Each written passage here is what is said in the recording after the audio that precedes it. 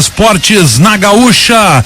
Temperatura aqui em Porto Alegre deu uma melhorada em 30 graus e 4 décimos. Baixou um grau, já é alguma coisa. Não, já tô com frio aqui. Bota um casaquinho aí, Batata. Em Santa Maria, 28 graus, 7 décimos. Na Serra que tá bom, 22 graus, 4 décimos. Lá em Uruguaiana, 27 graus e 4 décimos. Em Livramento, 28 graus. Temperatura aqui no Show dos Esportes de Rede de Postos. Sim.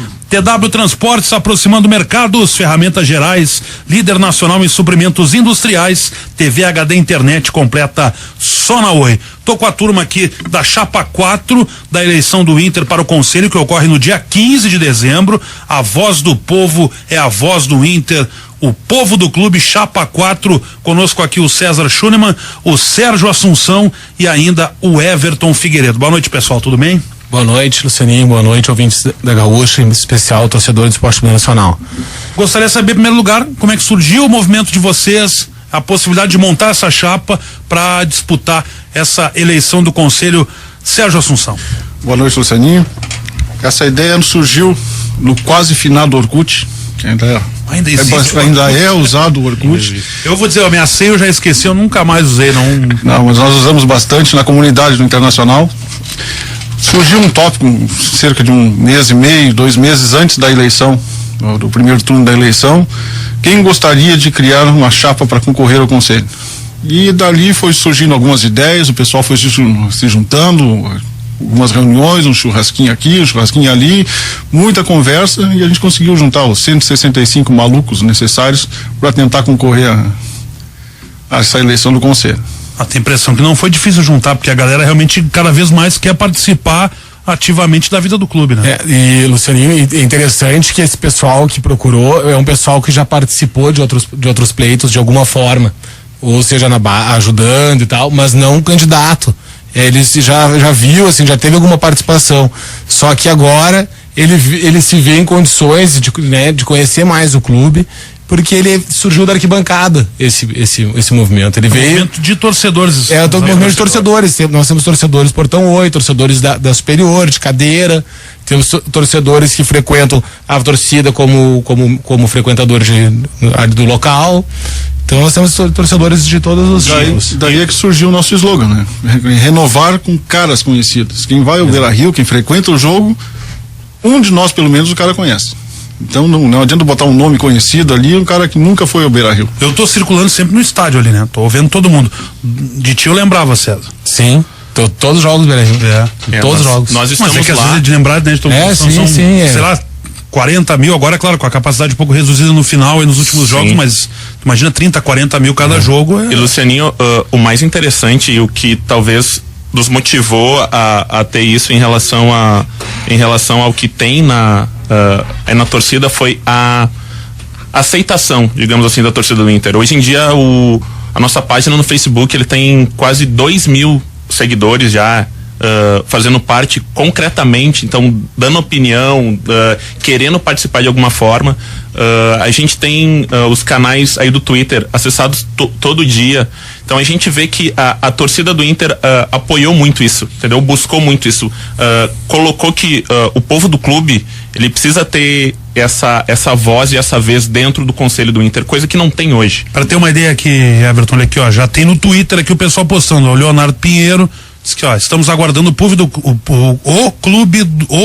clube no Show dos Esportes. No Twitter é @ o povo do clube, tudo junto. Exatamente. Sem underline, sem nada, direitinho ali. A Linda Alves também, ansiosos pelas propostas do povo do clube no Show dos Esportes. Então é interessante isso, realmente a internet é cada vez mais um modo de aproximação. Vocês começaram a se mobilizar, né, pelo Orkut, pelas redes sociais, e isso acaba, é claro, juntando as pessoas com o objetivo comum de tentar mesmo participar da vida do clube. E também é pelo seguinte, a gente viu que o Inter avançou muito nos últimos anos, já avançou mesmo.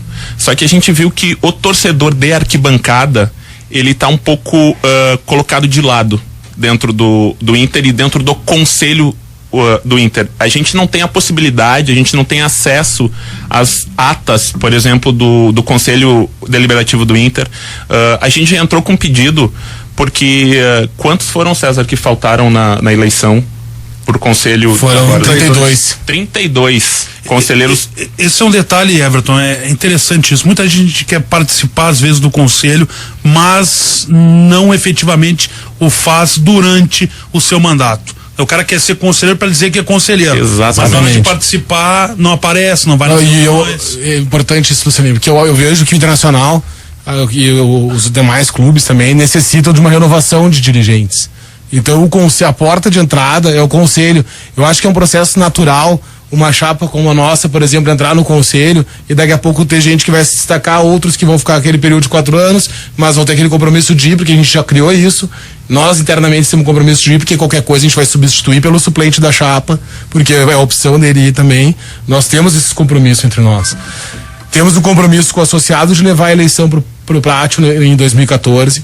Temos também como compromisso tentar trazer junto à gestão, né, porque isso também depende da gestão, mas nós vamos levar propostas efetivas para trazer de volta o povo do Clube ao Beira-Rio, no sentido de que hoje a elitização dos ingressos e a tendência do Beira-Rio se transformar em teatro, como disse o Avancini, tá? E a gente não pode, a gente hoje tem que ser uma voz pelo torcedor do Internacional ter o seu acesso democrático ao estádio. Só até não te interrompendo, mas até para te ajudar, eu lembro que vi na internet também alguns torcedores discutindo isso, que o Inter virou campeão de tudo e não era mais o clube do povo. E essa é uma dicotomia que acabou mudando. Isso é algo que a gente bate muito. O resgate do povo do clube. O Internacional se originou do povo e ele tá um pouco esquecido em relação a isso. Tem uma frase, até a gente teve uma palestra muito interessante com o professor Raul Puns, e eu vou usar uma frase dele que eu achei interessante. O Inter precisa continuar avançando sem esquecer a sua origem, e a origem é o povo. O Internacional é o clube do povo do Rio Grande do Sul, e isso a gente quer resgatar dentro do conselho, começando no conselho do Internacional. Isso aí tá no hino do clube, né? Tá no hino do clube. Tá no hino do clube. Citando a palestra ainda, quero agradecer, Luciano, nós mandamos para vários órgãos de imprensa e tu foi o único a divulgar no Twitter a nossa palestra. A palestra tinha como o único requisito para participar a doação de 1 quilo de alimento não perecível, que foi doado ao Asilo Padre Cacique. Então foi bastante interessante. Não, e foi uma palestra que que foi, para mim também marcou uma questão que em 1909 Porto Alegre tinha 73 mil habitantes. Em 1918, Porto Alegre já tinha 179 mil habitantes. E o Inter era o clube aberto. Então o Internacional nasceu do povo. Ele já nasceu sendo do povo. O crescimento dele. Então é possível hoje, mesmo a economia sendo o principal, é possível o Beira-Rio, cadeira Gold, VIP, Master, Plus, acho que isso é inevitável, Advance. O futebol, ele é isso caro, ele vai se elitizar, né? Nós temos essa consciência desse fato. Mas a gente acredita que atrás das goleiras é um espaço que pode ser disponível. Né? Para todos, exatamente. Tem que ter um espaço, sempre tem que ter um espaço. O Beira-Rio sempre foi, né? Desde que eu sou pequeno, ele sempre foi para todos. Né? Pessoal, vocês vão ficar um pouco mais com a gente aqui no estúdio. Eu só tenho que dar uma parada agora para fazer notícias da região e já voltamos com mais Show dos Esportes, portanto não sai daí.